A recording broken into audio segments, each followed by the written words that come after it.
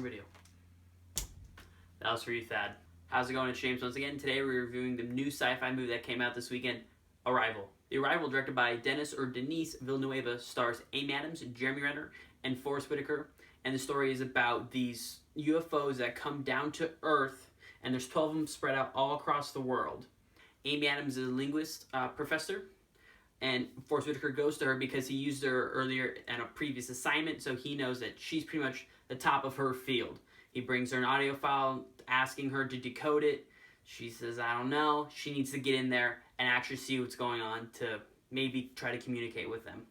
Along the way, they meet up with Jeremy Renner, who's an astrophysicist who wants to figure out the questions of how they got here, how's their technology work, all that stuff. So while Amy Adams is trying to figure out how to talk to him, he's trying to figure out the questions on how and why they're here. Hitting up performances real quick, Amy Adams does a fantastic job. She doesn't have a lot to do in this movie. There's not a lot of real emotion or real big acting, but this movie is on her shoulders and she does a great job carrying it. So her performance was good, but it wasn't anything outstanding. I'm hearing Oscar buzz about her. I don't see too much Oscar in this performance. I didn't see anything totally crazy, didn't see anything new or different out of her. I saw her terrified, which she did extremely well. When she first met the aliens, she was just absolutely put on her ass, stunned, and she sold that extremely well. So she did great, but Oscar, I don't know.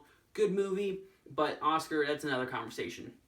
Jeremy Renner does a good job. Jeremy Renner's solid in pretty much everything he does. I've never disliked him. You know, even in the Avengers, where he was pretty much just a body in the first Avengers, he was fine. He's a supporting guy. Jeremy Renner can pretty much do no wrong because he's never really done anything right. He's just kind of there. He's a good dude, good supporting guy. Keep him around. Solid dude. Forest Whitaker was kind of our human levity in this movie because we had Amy Adams, which is this genius linguist. Then we had Jeremy Renner as this astrophysicist, and they're pretty much conducting everything, all the communication that goes on between the aliens and the humans. So they're pretty much the only two that are making any sort of progress. And he's kind of the levity in between. He's making sure everything's safe. He's kind of got some comic relief in there. He's not like cracking jokes everywhere, but his humane parts show out because, you know, Jeremy Renner and Amy Adams are on this other level, and he's just kind of like, hey guys, woo, what's going on here? And so a lot of his lines are a bit of levity in this movie. He was fantastic. The director of this movie, Dennis, I've heard his name pronounced both ways, Villeneuve, was also director of Enemy, Prisoners, and Sicario. And this movie has that same kind of vibe, a really serious, slow burn kind of vibe that has an incredible payoff. I did really like this movie, but rewatch value does kind of kill it. There is a twist, and I'm not going to spoil anything. There is a twist, some twists and turns throughout this movie that make it great, but a rewatch value isn't really there because then it's like Sixth Sense. Once you know the twist, it's not as cool anymore. You know, a good movie's a good movie, but this movie kind of weighs on that twist.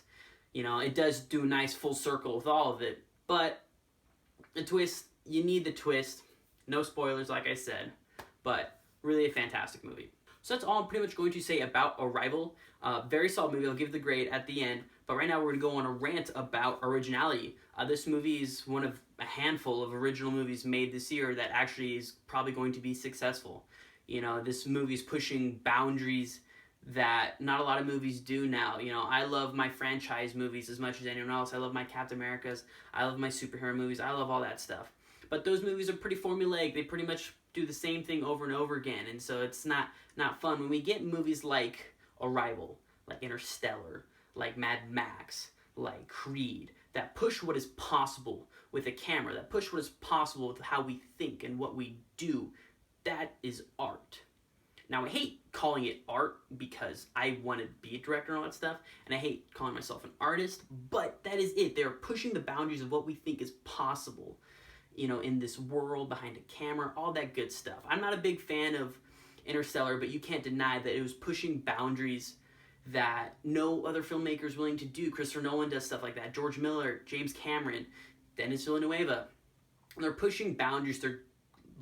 They're trying to find limits, and they haven't found one yet because they keep hitting them out of the park. They keep innovating, they keep creating, they keep thinking, and that's what movies like this do. And which is why I waited a couple hours to let this review out. I tried to review this movie last night, but it was just, there was too much. Need to let it sit, need to think about it, because this movie is tackling some pretty big ideas, some pretty interesting ideas. Now, I'm not like rethinking my life after this movie, but I'm rethinking how I tell a story now. I'm rethinking how I talk now. It's very interesting how this movie can change how you think and what you think is possible with a camera as well. Really solid movie. So highly recommend. And also I highly recommend because it is an original movie. I don't know what this is based off of. I think this is all him. So this is an original idea. Go support originality. Go support quality originality because it deserves it.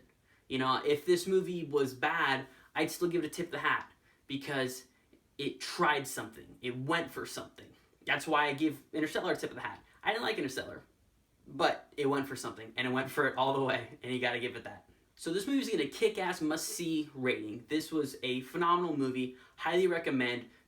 We got a great couple of weeks of movies ahead of us. We have Fantastic Beasts, we have Rogue One coming, and Ben Affleck's got a movie, and that's my boy, La La Land. This is gonna be a great couple of weeks of movies.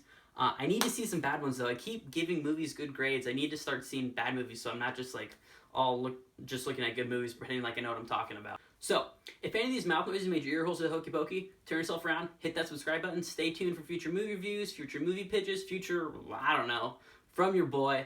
Thank you very much. Have a kick-ass day.